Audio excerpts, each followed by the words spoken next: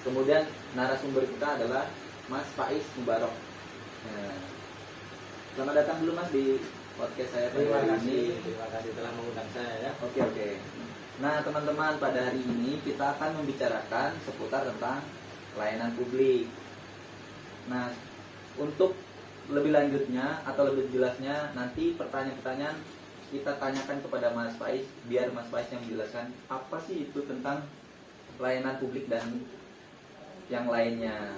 Nah, kita lanjut teman-teman. Mas Faiz, nah kita nih ada beberapa pertanyaan nih tentang seputar pelayanan publik. Nah, pertanyaan yang pertama, apa sih Mas pelayanan publik itu? Ya, pelayanan publik ya, sesuai yang tercantum dalam Undang-Undang Nomor 25 Tahun 2009 tentang pelayanan publik, bahwa pelayanan publik adalah kegiatan atau rangkaian kegiatan dalam rangka pemenuhan kebutuhan pelayanan sesuai dengan aturan perundang-undangan bagi setiap warga negara dan penduduk atas barang, jasa, dan atau pelayanan administratif yang disediakan oleh penyelenggara pelayanan publik. Oh, jadi seperti itu ya Mas, ya sudah ada dasar undang-undang dari pelayanan publik itu tersendiri ya. Nah, itu teman-teman tentang pelayanan publik. Nah, kemudian hakikat atau dasar dari pelayanan publik itu apa aja sih Mas? Bisa dijelaskan? Ya, bisa, sangat bisa. Nah, dalam pelayanan publik ini ada 3 unsur penting. Yang pertama adalah organisasi penyelenggara pelayanan publik. Yang kedua, ada penerima layanan pelanggan, yaitu orang, masyarakat, atau organisasi yang berkepentingan. Dan yang ketiga adalah kepuasan yang diberikan atau yang diterima oleh penerima layanan atau pelanggan. Oh, ada 3 ya Mas. Nah, itu teman-teman, ada 3. Yang pertama, organisasi penyelenggara layanan publik, dan yang kedua adalah penerima layanan, dan yang ketiga adalah kepuasan. Itu hakikat dari layanan publik. Nah, kemudian ini pertanyaan berikutnya nih. Ya, layanan publik itu kan identik dengan seorang PNS atau ASN. Ya. Nah, mengapa ASN atau PNS ini harus menyelenggarakan pelayanan publik? Ya, pertanyaan yang sangat bagus ya menurut saya. Berdasarkan amanat Undang-Undang Nomor 5 Tahun 2014 tentang ASN, tepatnya pasal 10, bahwa antara lain peran PNS adalah pelayanan publik. Itulah kenapa PNS harus menyelenggarakan pelayanan publik.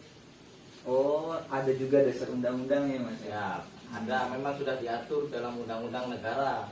Oh ya gitu ya. Kemudian Mas, ini masih seputar layanan publik. Ada yang disebut dengan patologi birokrasi. Bisa dijelaskan Mas, apa yang dimaksud dengan patologi birokrasi biar teman-teman yang menonton juga tahu? Ya, di sini saya akan menjelaskan tentang patologi birokrasi tersebut ya. Menurut saya, patologi birokrasi ini adalah penyakit dalam birokrasi negara yang muncul akibat perilaku para birokrat dan kondisi yang membuka kesempatan untuk itu, baik yang menyangkut politis, ekonomi, sosial, kultural, dan teknologikal. Tadi ada yang disebut birokrat, bisa dijelaskan? Mungkin teman-teman masih ada yang tahu tuh, apa itu birokrat? Jadi birokrat ini adalah anggota dari suatu birokrasi yang menjalankan tugas administrasi dari sebuah organisasi. Oh, jadi birokrat itu adalah orang yang menjalankan tugas-tugas administrasi dari sebuah organisasi atau birokrasi ya Mas? Tepatnya begitu. Oh iya. Kemudian tadi Mas juga jelaskan patologi birokrasi itu adalah sebuah penyakit. Penyakit seperti apa sih patologi birokrasi ini? Ya, jadi ada bentuk-bentuk patologi birokrasi ya dalam pelayanan publik. Yang pertama, penggelembungan organisasi. Maksudnya gini, birokrasi yang dirancang untuk memberikan pelayanan publik secara efektif dan efisien cenderung untuk memperbesar struktur dan juga merekrut lebih banyak anggota. Hal ini yang terjadi karena besarnya ukuran dan akan berpengaruh terhadap kewenangan yang dimiliki oleh pimpinan birokrasi dan besaran sumber daya keuangan yang dikontrol. Yang kedua nih, duplikasi tugas dan fungsi. Maksudnya, birokrasi yang cenderung membengkak tersebut menimbulkan masalah lain berupa duplikasi tugas dan fungsi yang dijalankan oleh unit-unit dalam organisasi birokrasi tersebut. Akibatnya apa? Akibatnya unit dan orang-orang yang ada di dalamnya mengerjakan pekerjaan yang sama sehingga mengakibatkan terjadi inefisiensi. Jadi maksudnya itu tidak berjalan efisien gitu Mas. Nah gitu. Sedangkan yang ketiga ada red tape. Cara kerja ini adalah birokrasi yang prosedural, maksudnya cenderung lamban dan berbelit-belit mengakibatkan para pengguna layanan harus memberikan additional cost atau biaya tambahan. Misalnya nih, suap, sogok, uang pelicin atau uang rokok. Hal ini dilakukan untuk mempercepat proses atau membypass prosedur yang dibutuhkan. Yang keempat nih, ada konflik kewenangan. Birokrasi yang cenderung membengkak dari waktu ke waktu mengakibatkan demarkasi antara kewenangan unit organisasi yang satu dengan yang lain menjadi makin kabur dan bahkan tumpang tindih. Hal tersebut sering menimbulkan konflik kewenangan. Itu yang keempat. Yang kelima nih, ada korupsi kolusi dan nepotisme atau yang bisa disingkat KKN. Birokrasi yang strukturnya tertutup, hierarkis, kaku, dan penuh dengan aturan membuat masyarakat awam sulit memahami apalagi mengontrol cara kerja birokrasi. Yang keenam nih, ada enggan untuk melakukan perubahan. Dengan postur organisasi yang besar akan bekerja atas dasar berbagai peraturan, cenderung membuat birokrasi enggan untuk melakukan perubahan atau inovasi. Jadi intinya itu kurang ada perubahan karena banyaknya kerjaan yang rumit tadi. Jadi kurang melakukan inovasi untuk perubahan yang lebih baik lagi. Oh, jadi itu dari bentuk-bentuk penyakit dari yang Mas jelaskan di awal tadi ya, tentang penyakit patologi birokrasi. Nah, itu teman-teman jelasnya. Nah, yang kemudian masih seputar layanan publik ini Mas Faiz. Ya, silakan. Nah, di layanan publik ini ada yang dikenal dengan pelayanan prima. Apa sih pelayanan prima itu? Ya, Kalau boleh tahu. Prima ya. Kalau pelayanan prima ini sendiri adalah melakukan pelayanan sebaik mungkin kepada para pelanggan sehingga pelanggan menjadi merasa puas dan terlayani dengan baik oleh kita. Oh, jadi pelayanan prima itu adalah sebuah layanan yang untuk memuaskan pelanggannya. Oh, iya. Nah, Mas, selanjutnya nih ada pertanyaan lagi nih. Contoh dari pelayanan prima itu apa sih? Kalau boleh tahu? Contohnya ya, yang pertama mungkin memenuhi kebutuhan dasar pengguna. Yang kedua, memenuhi harapan pengguna.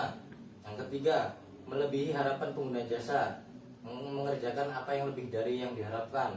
Pertanyaan terakhir nih tentang seputar pelayanan publik. Tadi sudah dijelaskan tentang apa itu layanan prima, contoh dari pelayanan prima. Nah, pertanyaan terakhirnya adalah bagaimana sih cara mewujudkan pelayanan prima itu? Ya, di sini saya akan menjelaskan beberapa cara mewujudkan pelayanan prima itu sendiri. Yang pertama, partisipatif. Maksudnya dalam penyelenggaraan pelayanan publik yang dibutuhkan masyarakat, pemerintah perlu melibatkan masyarakat dalam merencanakan, melaksanakan, dan mengevaluasi hasilnya. Yang kedua, ada transparan. Dalam penyelenggaraan pelayanan publik, pemerintah sebagai penyelenggara pelayanan publik harus menyediakan akses bagi warga negara untuk mengetahui segala hal yang terkait dengan pelayanan publik yang diselenggarakan tersebut. Yang ketiga, responsif. Dalam penyelenggaraan pelayanan publik, pemerintah wajib mendengar dan memenuhi tuntutan kebutuhan warga negaranya. Adapun yang keempat, yaitu tidak diskriminatif. Maksudnya adalah pelayanan publik yang diselenggarakan oleh pemerintah tidak boleh dibedakan antara satu warga dengan warga yang lainnya atas dasar perbedaan identitas warga negara seperti status sosial, pandangan politik, etnisitas, agama, profesi, jenis kelamin atau orientasi seksual, difabel dan sejenisnya. Yang kelima, ada mudah dan murah. Penyelenggaraan pelayanan publik di mana masyarakat harus memenuhi berbagai persyaratan dan membayar free untuk memperoleh layanan yang mereka dibutuhkan harus diterapkan prinsip mudah. Artinya apa? Di sini saya artikan sebagai berbagai persyaratan yang dibutuhkan tersebut masuk akal dan mudah untuk dipenuhi. Adapun yang keenam adalah efektif dan efisien. Penyelenggaraan pelayanan publik harus mampu mewujudkan tujuan-tujuan yang hendak dicapainya untuk melaksanakan mandat konstitusi dan mencapai tujuan-tujuan strategis negara dalam jangka panjang. Dan cara mewujudkan tujuan tersebut dilakukan dengan prosedur yang sederhana, tenaga kerja yang sedikit dan biaya yang murah. Adapun yang ketujuh adalah aksesibel. Pelayanan ini yang diselenggarakan oleh pemerintah harus dapat dijangkau oleh warga negara yang membutuhkan dalam arti fisik ataupun dekat, terjangkau dengan kendaraan publik, mudah dilihat, gampang ditemukan, dan lain-lain, dan dapat dijangkau dalam arti non fisik yang terkait dengan biaya dan persyaratan yang harus dipenuhi oleh masyarakat untuk mendapatkan layanan tersebut. Yang ke-8 adalah akuntabel. Pelayanan publik dilakukan dengan menggunakan fasilitas dan sumber daya manusia yang dibiayai oleh warga negara melalui pajak yang mereka bayar.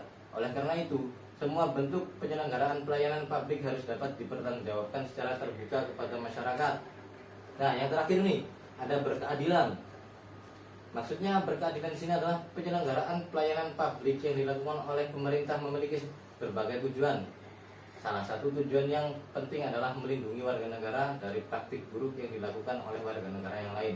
Oleh karena itu, penyelenggaraan pelayanan publik harus dapat dijadikan sebagai alat melindungi kelompok rentan dan mampu menghadirkan rasa keadilan bagi kelompok lemah ketika berhadapan dengan kelompok yang kuat. Nah, tadi itu beberapa cara mewujudkan pelayanan prima ke pelayanan publik tadi. Oh, jadi itu ada 9 Mas ya, cukup banyak juga ya untuk Ya.